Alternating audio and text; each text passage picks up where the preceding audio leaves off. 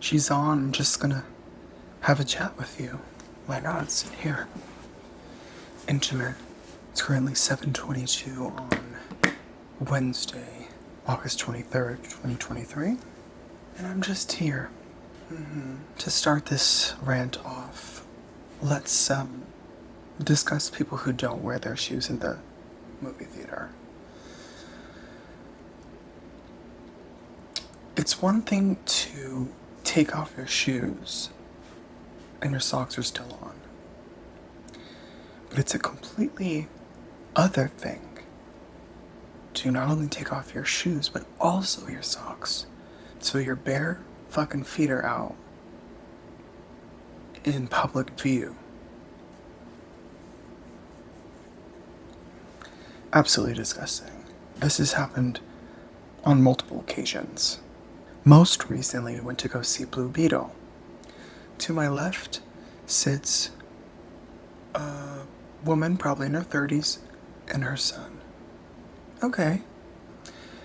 To Andrew's right is a man. He comes in, he sits down, he's by himself.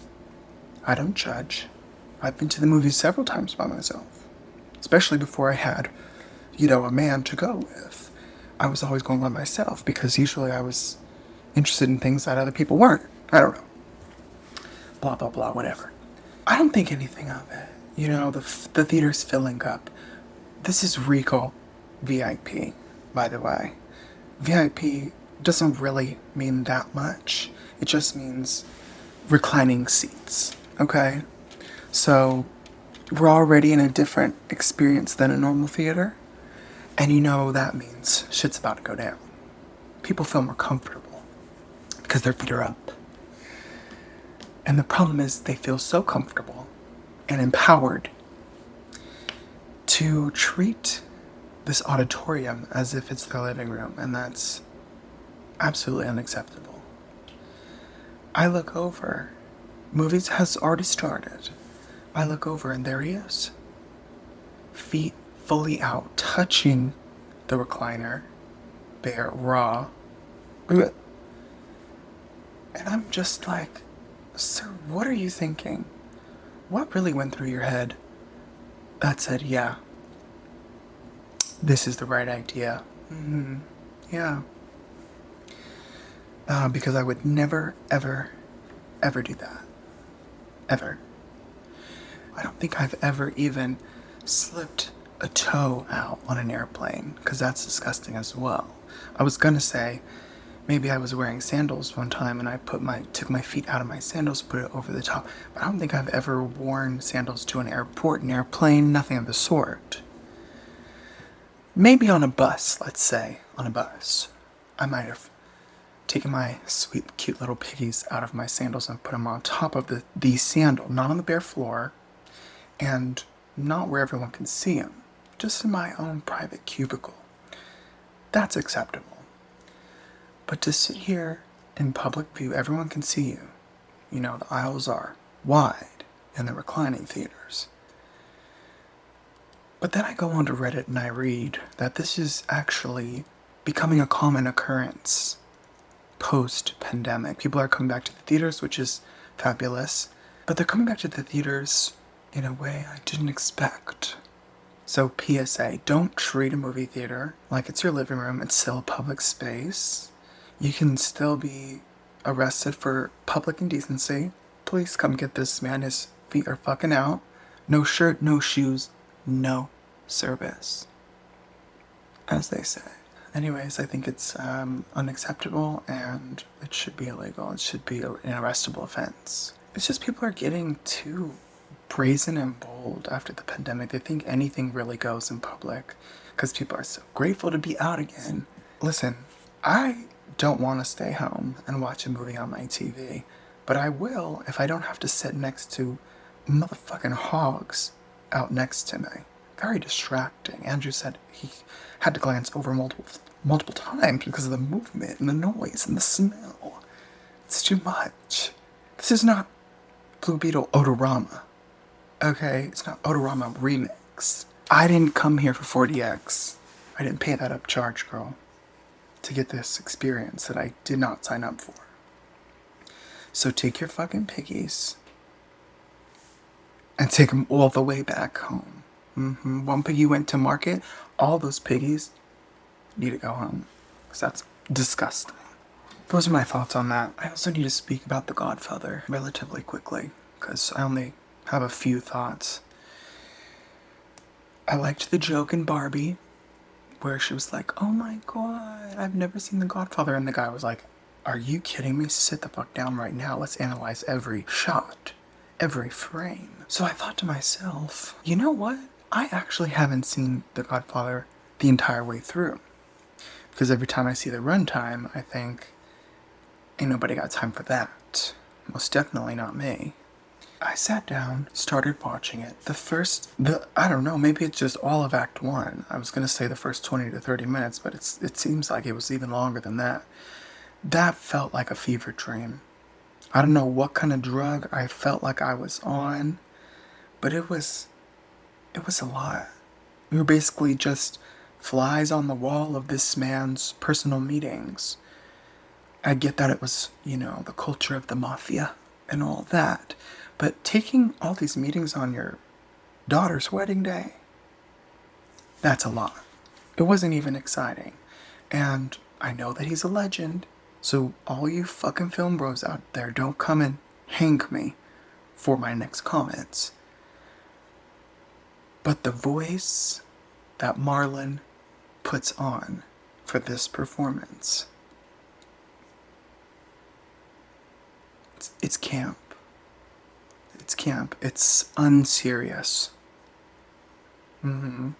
He played us all. He played us all making us think that it was a top tier acting performance, which, to some it is. But he went out there with an accent and a dream. And that is what we got. We got Don Corleone. Another problem I have with it, besides it being very, very slow, there's not much action. When I assumed it was going to give us, John Wick levels of mafia moments. To preface this, I watched the show The Offer. And it's a miniseries about how they got permission from the actual mafia to make The Godfather, which is such a crazy story. And to be honest, it's more interesting than The Godfather. Oh God, please, do not hang me for this. Don't hang me for this. But art is in the eye of the beholder. Beauty is in the eye of the beholder. And I'm beholding it, and I'm not liking what I'm seeing. Okay? That doesn't mean you can't like it. Okay? You can be upset at me. I don't care. I'm just letting you know my opinions, my thoughts, my feelings, my emotions. And I felt like Marlon Brando was being camp, and that the story is a little bit of a snooze fest. Is it revolutionary for its time? Absolutely. Did it change the filmmaking industry? Absolutely. Is Francis Ford Coppola an icon, a legend, a talent? Absolutely. I'm not saying any of that. None of that can be disputed. It's a classic. Some call it one of the best films of all time. Now, for that title to precede my viewing made me feel very conflicted when it ended. It's a very long movie. I don't remember how long, and I'm not going to look it up, but it's hours long. And I've seen Endgame, okay? A bitch can sit in a seat. But I couldn't wait for it to be over. I'm sorry. But I'm not really sorry, that's my opinion. Next point. Sonny, played by James Caan, the father from Elf, the star of Thief. An iconic actor. He is coming to rescue his sister, who is being abused by her husband physically. That was a good scene. It was very hard to watch, where he's just throwing her around the whole apartment. Sonny is racing in his car, and he stops at a toll. A fucking toll. In the middle of wherever they live. Just bizarre. He stops at a toll, and it's basically a drive-by. He gets fucking shot up by the rival gang. The organization was supposed to go to him. He was supposed to be the next leader of the Corleone family. And now he's fucking dead. So I'm thinking to myself, they spent all this time setting this man up, saying, Al Pacino, you can wait over there. You can wait over there because you're the youngest. You're not getting the reins anytime soon. So then I'm thinking, I don't know where this is going. But for some reason, I just have a feeling he's in the second one. I'm like, how is that possible? Haven't seen the second one. Don't really want to see it. Probably will see it because it's necessary viewing, I understand. And I look on the IMDb, and the IMDb is telling me that James Caan is in part 2. So now we get a twist in the narrative. He's not actually dead. Interesting. But we follow Al Pacino's character for the rest of the movie. And the most interesting thing of the whole damn thing, obviously, was when he's sitting across the table from the head of the rival gang, and he shoots him right in the head. Then he shoots the henchman, too.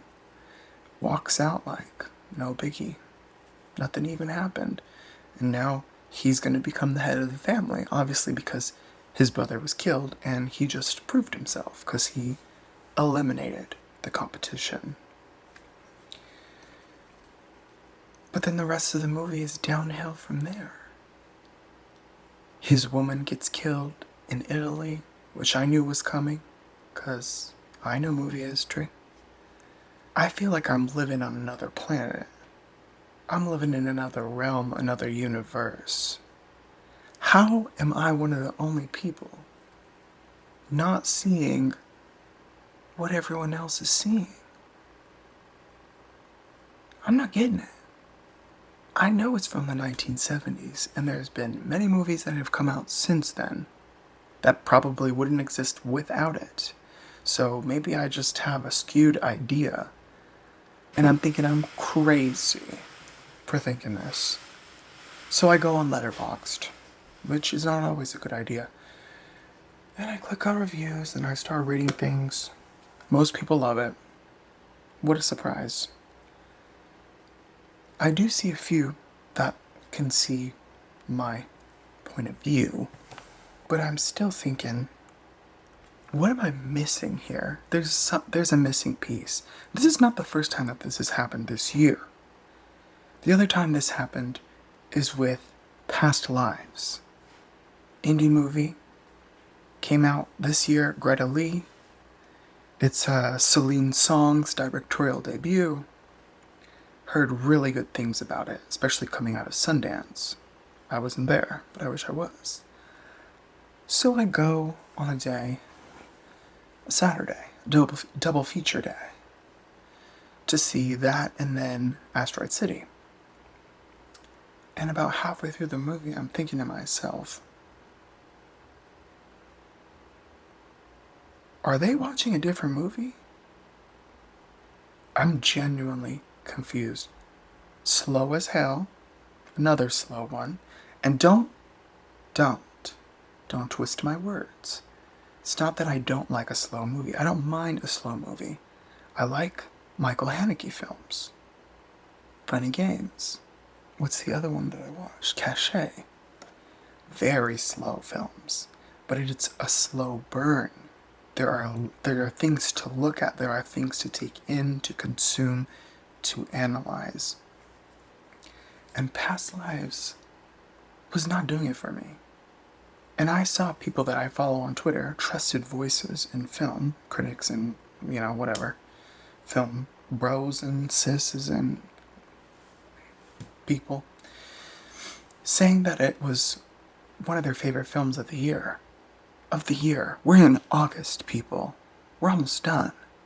Granted, there are a few good films that are set to release in the fall, if these fucking studios don't push them back because they just can't let slip some of their millions of fucking dollars and give it to the people, like writers and actors, who deserve it. But that's another topic for another day.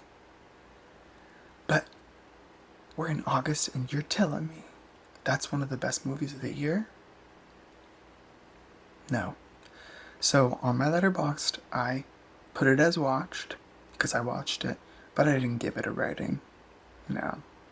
One, I don't think I can give it an appropriate rating, because I don't like it. So it's just going to be probably a 2. Although I did like the very last scene. The very last scene of the movie is the one that I liked the most. That's incorrect. That's not what a movie should be. Secondly, I don't want to get read to filth by all these avatars on Letterboxd. These fake bitches on there telling me that I'm wrong. Because in my head, I'm not. And that's what matters. Alright? Right. So anyways, let's go on the Godfather Letterboxd. It was released in 1972. Many, many years ago. And I'll do the math for you right now because that helps me put things into perspective. But it was 51 years ago. 51 years ago, so it was a long time. First of all the people that I follow, basically all except for one, gave it 5 stars. 10s across the board. So already, even my people are not going to like what I have to say about it. It's fine. Let's read some of these reviews. It's got 104,000 reviews, which is no surprise. I don't trust anyone who dislikes this movie. Fine, don't trust me. I don't trust you, I don't know you. Your profile picture is a red star on a green background. Who are you? I said it once and I'll say it again. 70s Al Pacino can, get it. Okay, Calvin, I agree. He did look like a nice hunk of meat. Alright. He took care of business. That was hot. But at the same time, Al Pacino's an old man now. So we ain't going back in time. From Karsten, one of my favorites. I was so ready to say this was overhyped, but nope. It's as good as everyone says it is. On to part 2. Karsten.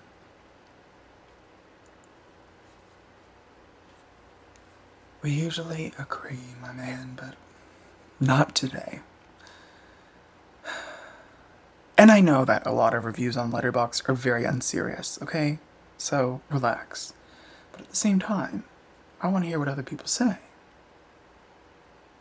I think you get kicked off Letterboxd if you don't give it 5 stars. I don't think I even rated it, because I'm not trying to get kicked off. A lot of people thirsting for Al Pacino. Listen, people, you can't give a film 5 stars just because one of the stars in it is fucking hot. Alright? Because if that were the case, every movie Zac Efron was in would be 5 stars. And is Baywatch 5 stars? Absolutely fucking not. Not to mention the unhealthy routine he had to go through to get that fake-ass body. Let's see what else is on here.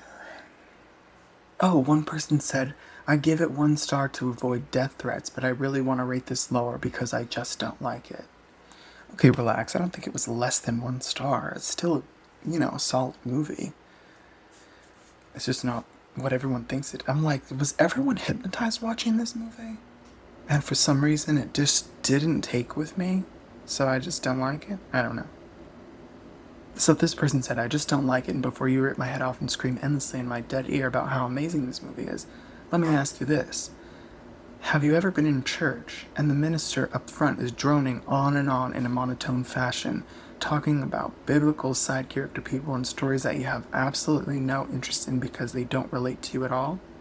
You're looking for anything to attract your attention so you don't have to listen to the endless talking, but everything in the building is wood-based and in various shades of brown and tan. The congregation is all apparently interested and barely moving or blinking as they sit and stare and listen intently as you start fantasizing about sliding down to the floor and crawling slowly for an exit and hoping no one would notice. But you can't.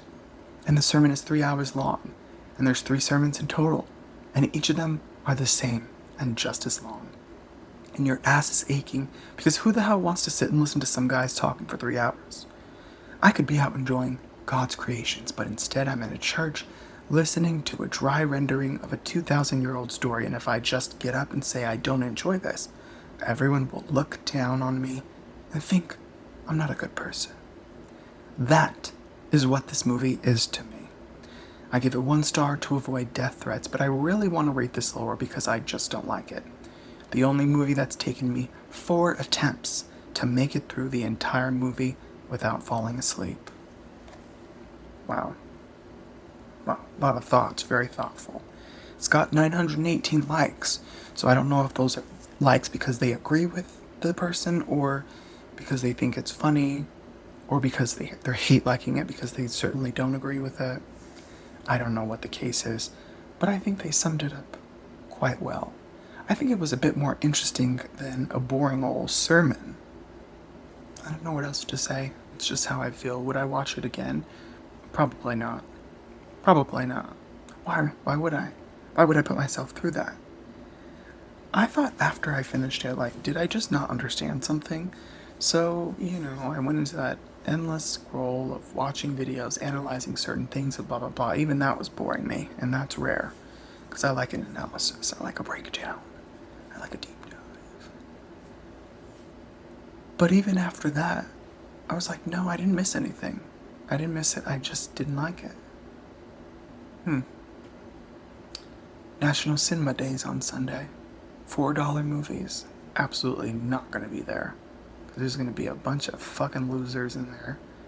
And by losers, I mean these little tweens that get a group together, sit in a theater, throw popcorn at the screen, record videos on Snapchat, full flash on of the screen. That's illegal. By the way, that's piracy. Probably shoes off, yelling, having full conversations. That's what I mean by losers. I definitely don't want to be seeing a movie with those types of people. Absolutely disgusting.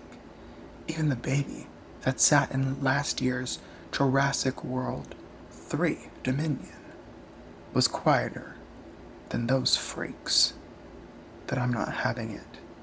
And you know what? We were at Teenage Mutant Ninja Turtles Mutant Mayhem a couple of weeks ago, and there was a kid sitting in the row in front of us to the left, down to the left, thank God, because if he was sitting directly in front of me, we would have had an issue. Pulled out a full tablet. A tablet. During the movie. I'm not talking about during trailers, during end credits, during the movie.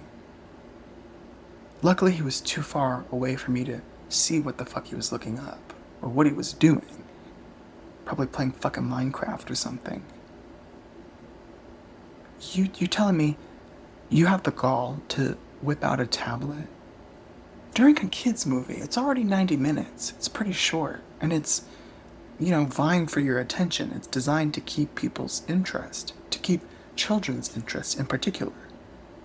So it's clearly not hitting its target audience, because this kid down here is with a tablet. And I'm not talking, this wasn't a child, this was a teen, okay, approaching 18. Not a child that needed an iPad to watch Cocomelon. No. I'm talking about a grown person. Grown enough to know public and professional manners, which they did not have. Up here like this. He was like this. I'm not kidding. Whew. Instinctually made me want to go. But I'm not a violent person. I wouldn't put my hands on another person unless it was necessary. But I'm also not afraid to report a bitch to the manager for ruining my experience. Because I've done that once already this year, and I'm not ashamed. Okay? I'm not a fucking Karen. I know the line. I'm not going to complain if there's a little bit of noise, there's some children making a little bit of racket, as long as it doesn't last the whole movie. I've got a threshold, but if you pass that, we have a problem.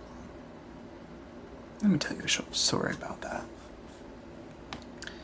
It's my birthday month, January. Andrew and I pop into a theater that we don't normally go to because it's the only one that's showing it in this area. We're coming to see I Want to Dance with Somebody. Oh yes, the Whitney Houston biopic. Wasn't sure if I was going to like it, but gotta say, very well done. Very well done. Naomi, fantastic job. While the previews are playing, and Maria Menounos, I hear a cackle of women in the back here. Middle age. It was the 80s when Whitney was big. They love Whitney. You can tell there's a love there. They didn't come here to hate on this film. But they start pouring up wine. And they'd already been drinking. I could smell it in the air. They poured up wine fully in the theater. And I thought, oh, this little theater is not well staffed enough to handle this situation. They're never going to notice this in a million years unless I say something. But there's no disruption at this point. Everything's fine. Throughout the movie, continually getting interrupted by full-on chatting, reacting to things on the screen, loudly, vocally, things that you should keep in your head, saying them out loud. 2 shots of vodka, pouring up fucking wine in their cup.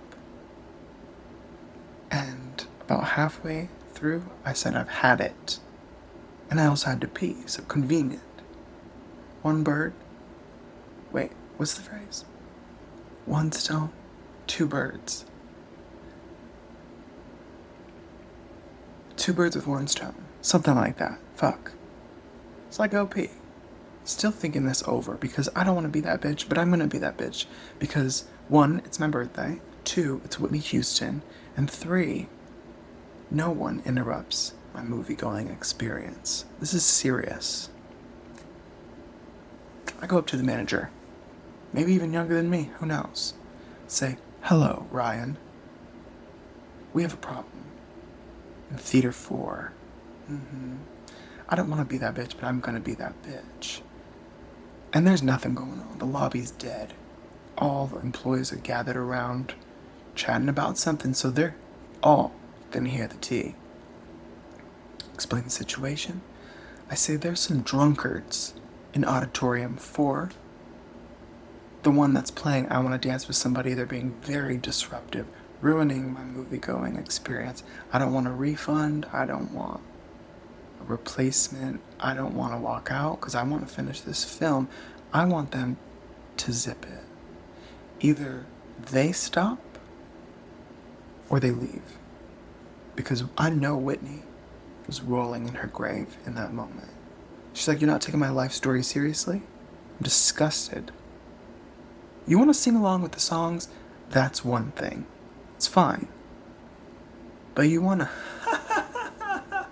sit over there and fucking cackle when Whitney and Robin are having a lesbian moment with her pastor father? You want to make this a joke?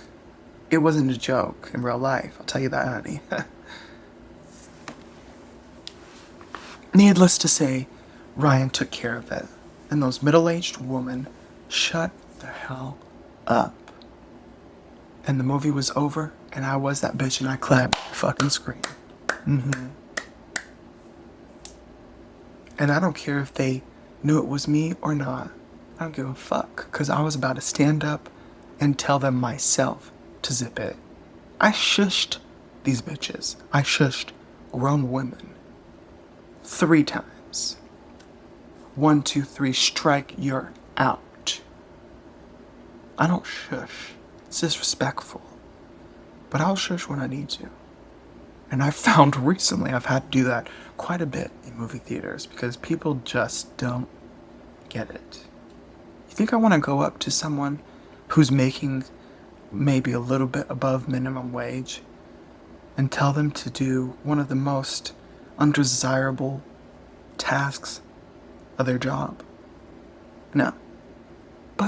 will I do it to preserve my movie-going experience? Absolutely. Absolutely. And I've been talking for quite a bit now, so I think I'm done. National Cinema Day is a marketing ploy to get people out to theaters so the theaters can make money on their $9 popcorns and their $7 candies that you can get at fucking Dollar Tree. Oh yes, get those Skittles elsewhere, hon. But you know what I'm willing to pay for? That icy. I'm willing to pay for that icy. I'm willing to pay for those cheese fries too. Because if I've got a craving, I'm gonna purchase it. I don't mind spending money at the movies. I don't. But don't give me that crinkly, soggy ass popcorn and tell me it's gonna be $9 for that. No. I'm an unlimited member. Unlimited. Scan it. Free. That's what I expect. And I'm certainly not going to the movies when tickets are $4. No. I'm glad they're making movies more accessible to more people. But ultimately, they're not doing it for people. They're doing it for themselves. The corporation of it all. And I'm not going to contribute to that. Absolutely not. Especially when a lot of kids are not back in schools. I'm not interested in being around anybody below 18. Below 21.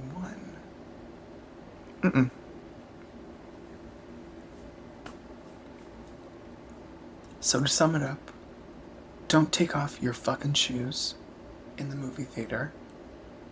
I will not be attending National Cinema Day, but I will be celebrating in solidarity. And finally, I didn't like The Godfather. It's my opinion. You can have yours. That's it. Let's talk soon. Mahalo for watching. Bye.